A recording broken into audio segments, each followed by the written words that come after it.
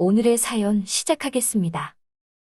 저는 아내의 외도로 이혼하게 되어 돌싱이 된 지 몇 년 차인 남자입니다. 그래도 몇 년을 부부로 살다가 혼자가 되게 돼서 적적하기는 하지만 나름 바쁘게 살고 있습니다. 제 앞으로 가게 하나 하고 있고 요즘 사람 구하기도 힘들어서 정신없이 바쁘게 살고 있네요. 제가 어떻게든 잘해보겠다고 열심히 돈 버는 동안 내 집에 다른 사람을 끌어들인 아내를 생각하면 여전히 용서가 되지 않습니다. 하지만 결국 아내나 저나 외로움 앞에서는 똑같은 사람이지 않겠나 싶네요. 외로움이 커지니 아내도 그런 선택을 했을 거예요. 제가 외로워지니 그 기분이 이해가 가기도 합니다. 잘 살아보겠다고 열심히 달려온 삶이지만 혼자 남겨진 아내도 나름 외로웠을 겁니다. 가게 일을 일하는 매니저랑 같이 번갈아 가면서 돌보기 때문에 그날에는 제가 늦게까지 가게에 있다가 저녁 늦게 집에 들어오게 되었습니다. 덕분에 늦잠을 자버렸지요. 해가 중천이던 오후에 잠에서 깨고 나서 혼자 빈둥대고 있던 상황이었습니다. 제가 딱히 취미는 없는 사람이고 특히 혼자가 되고 난 뒤에는 매번 가게에서 늦게 퇴근한 날이면 이런 생활의 반복이었습니다. 그런데 현관문에서 초인종 소리가 들려왔어요. 얼마 만에 울리는 초인종인가 싶었습니다. 제가 사는 곳이 지방에 위치해 있고 20년도 넘은 오래된 복도형 아파트라서 이웃들하고는 어느 정도 안면을 트고 지내는 사이이기는 합니다. 엘리베이터 앞이든 분리수거를 할 때든 어떤 이유로든 마주칠 일이 많기도 하고 오래 살기도 했고요. 초인종을 누른 사람은 다름이 아니고 바로 옆집에 사는 아줌마였습니다. 그 아줌마 남편이 제가 알기로는 공사 쪽 일을 하는 사람이라 길게는 한 달에 한 번 집에 들어올 때가 있고 보통은 주말 부부 생활을 하는 사람이었습니다. 평소에는 그냥 인사 정도 하는 사이였기는 한데 나이 또래는 저랑 비슷해 보였는데 은은한 미소가 참 매력적인 사람이었지요. 아무튼 워낙에도 조용조용하기도 하고 같은 아파트 같은 층에 산다는 거 말고는 딱히 연결고리도 없고 해서 저한테 무슨 볼일로 초인종까지 눌렀나 싶었습니다. 그녀 말이 친정아버지가 갑자기 아파서 병원에 가봐야 한다고 하더라고요. 그런데 자기 딸이 5이면 집에 돌아오는데 애를 혼자 둘 수가 없으니 저보고 좀 자기 돌아올 때까지 대신 봐줄 수 있느냐 물어보더군요. 6시 전에는 돌아오겠다고 하면서 말입니다. 마침 저도 딱히 하는 것도 없던 상황인데다가 가게야 어차피 그날은 매니저가 가게를 오픈하는 날이라 제가 1시간 정도는 봐줄 수 있다고 하고 알겠다고 말했습니다. 이웃 간에 이 정도 부탁이 못 들어줄 것도 없다 생각했습니다. 부탁 하나 들어주면 저도 나중에 신세질 일이 생길 수도 있다 생각했고요.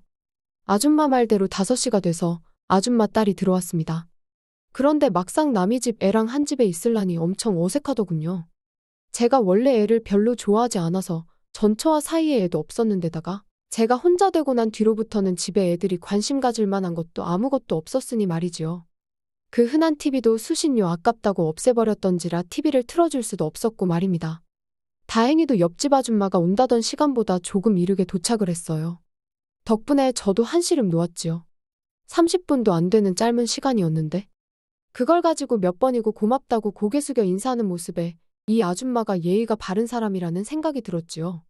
그리고 그녀가 집으로 돌아갔는데 1분도 지나지 않았는데 그녀가 다시 저희 집 초인종을 눌러왔습니다.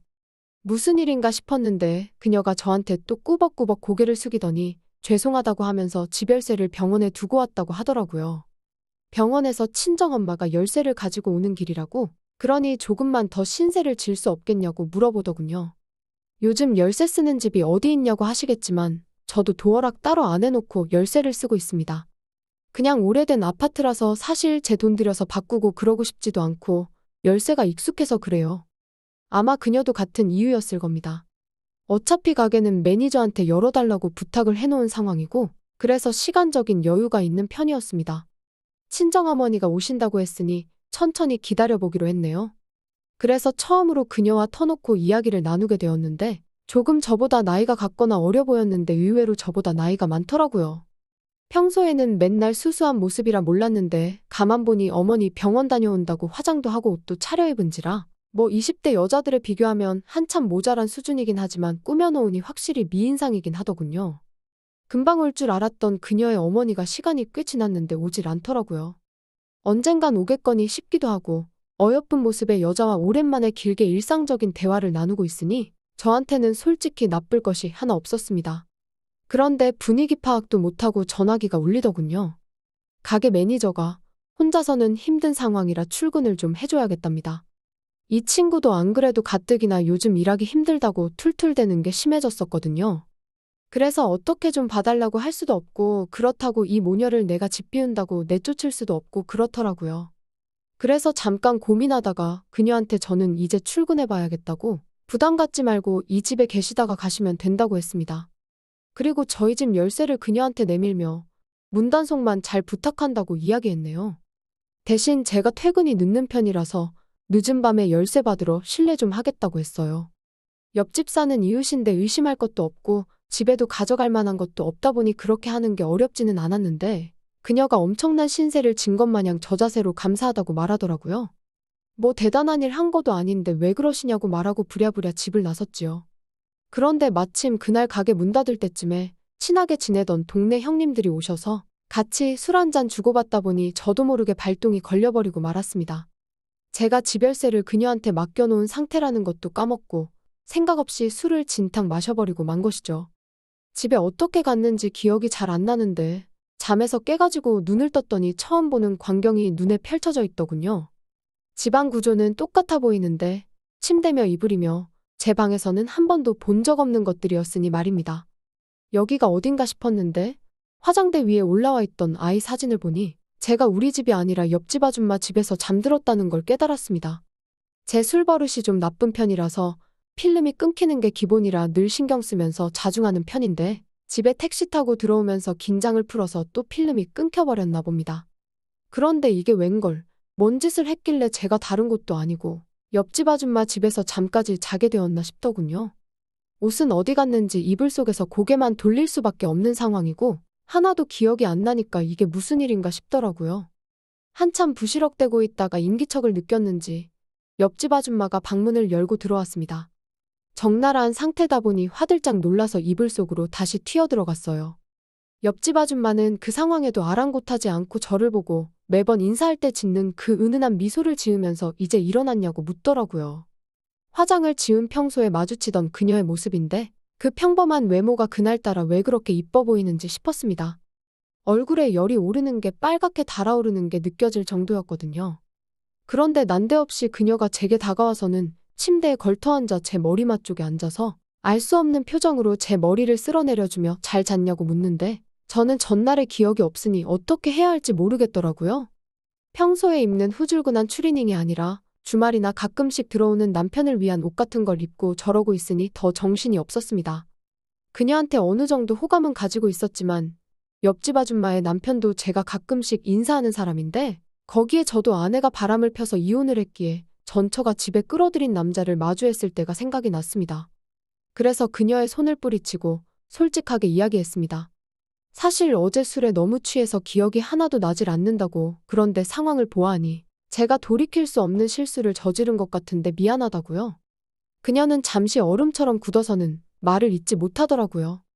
그러다가 다시 방에서 나가더니 건조기를 돌린 건지 보송보송해진 제 옷을 건네주더군요. 그리고 그녀가 다시 방에 들어왔을 땐 매번 마주칠 때 보던 그 후줄근하게 집에서 입고 있는 복장으로 바뀐 뒤였어요. 제 열쇠를 받아들고 후다닥 집으로 돌아왔습니다. 내가 도대체 뭔 짓을 했나 싶어서 자책을 하고 있던 와중이었는데 벼랑간 초인종이 울렸습니다. 문에 나 있는 작은 구멍으로 쳐다보니 옆집 아줌마 그녀가 서 있었고요. 용기가 나질 않아서 문 앞에 빼꼼 고개만 내밀고 그녀를 맞이했습니다. 그녀는 술을 많이 마시면 사람이 실수도 할 수 있는 법이라고 술 많이 취한 거 보고 그녀도 어느 정도 짐작은 하고 있었다고 합니다. 그녀는 손에 있는 작은 냄비를 건네면서 저 자고 있는 동안 해장하라고 끓인 거라며 해장국을 건네더군요. 누가 봐도 제가 잘못한 상황에 그녀를 문전박대하는 것도 아니다 싶어서 그녀한테 식사 아직 안 하셨으면 들어오시라고 같이 식사나 하자고 했어요. 그녀는 잠시 머뭇대더니 알겠다 말하고 집 안으로 따라 들어왔습니다. 오랜만에 집에서 끓인 해장국을 먹으니 기분이 묘하더군요. 제가 이혼하기 전에도 전처가 이렇게 제가 술을 마시고 들어온 날이면 바지락을 잔뜩 넣어서 해장국을 끓여줬는데 말입니다. 그녀와 저는 마주 앉아서 서로 말없이 식사를 시작했습니다. 얼어붙은 분위기 속에 밥이 얹힐 것 같더라고요. 화제를 돌리기 위해서 그녀가 해가지고 온 음식을 칭찬해줬지요. 그녀는 또 저를 보며 은은한 미소로 쓴 웃음을 씩 지으며 대답은 따로 하지 않았어요. 어색함이 사라지지는 않았지만 왠지 그 미소를 보니 마음이 놓이더라고요. 오랜만에 제 집, 제 식탁에서 저를 위해 끓인 해장국을 먹으며 식사를 하니 기분이 묘했습니다. 바로 얼마 전 저를 위해서 특별히 꺼내 입은 옷을 입고 있던 모습이 겹쳐서 화장기는 하나도 없는 얼굴이지만 마치 제가 피클턴 20대 청춘으로 돌아가서 여자를 만나고 있는 것 같더군요. 그녀가 해장국을 가져왔는데 저는 집에 사실 밥솥도 따로 없었고 즉석밥을 데워서 반찬가게에서 대충 공수해온 마른 반찬들을 같이 차려놓았지요. 그녀는 이런 거 먹으면 몸에 안 좋다며 걱정을 해주더군요. 남자 혼자 뭐 해먹기도 그렇고 사실 가게에서 오래 있는다고 집에서는 밥도 잘 안 먹는다고 멋쩍은 웃음으로 대답했습니다. 그러니 그녀가 가끔씩 이렇게 음식을 해다 줄 테니 집에서라도 밥을 잘 챙겨 먹으라고 하더군요. 밖에 나가서 먹는 거 사실 몸에 좋을 것도 하나 없다면서요. 그러한 그녀의 배려심이 지금뿐만 아니라 제가 기억이 나지 않는 어젯밤에는 얼마나 대단했을까 생각하니 필름이 끊겨버린 게 안타깝기까지 하더군요. 오랜만에 설레임이 아쉽기는 했지만 역시 전처가 저를 두고 외도를 했고 저는 그 사실에 상처를 받았던 게 트라우마처럼 남아있기에 저 또한 똑같은 사람이 되면 안 된다. 이 감정을 억눌러야겠다. 그 생각밖에 들지 않았습니다. 그래서 어렵겠지만 확실히 선을 긋고 정리를 하기 위해서 전날 밤에 이야기를 꺼냈습니다. 제가 간밤에 실수한 게 있다면 정말 죄송하다고요. 그러니 그녀는 얼굴이 홍당무 마냥 빨개지면서 아니라고 저 덕분에 오랜만에 좋았다고 남편 출장 보내놓고 애만 키우며 여자인 걸 잊고 아줌마로 살았는데 정말 오랜만에 여자로 돌아와서 오히려 좋았으니 죄송할 거 없다고 자기가 다 고마울 지경이라고 하더군요.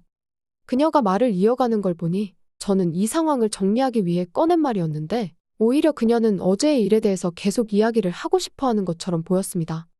요즘은 남편이 출장 가서도 귀찮다고 집에도 잘 안 들어온다고 그리고 들어와도 술이나 퍼마시지 아무것도 안 해준다고 하더군요. 그래서 자존감도 많이 떨어지고 이제 여자로서의 삶은 끝났다고 생각했는데 어제의 일로 자기는 자신감이 생겼다고 하는 겁니다. 그 말에 제가 무슨 대답을 해야 할지 몰라 가만히 있었습니다. 그런데 그녀가 난데없이 앞으로 그냥 둘이서 어제처럼 자주 보는 게 어떻겠냐는 제안을 해왔습니다. 어차피 애는 어린이집 보내고 나면 낮 동안은 자기는 혼자 지내는 여자나 다름이 없다고요.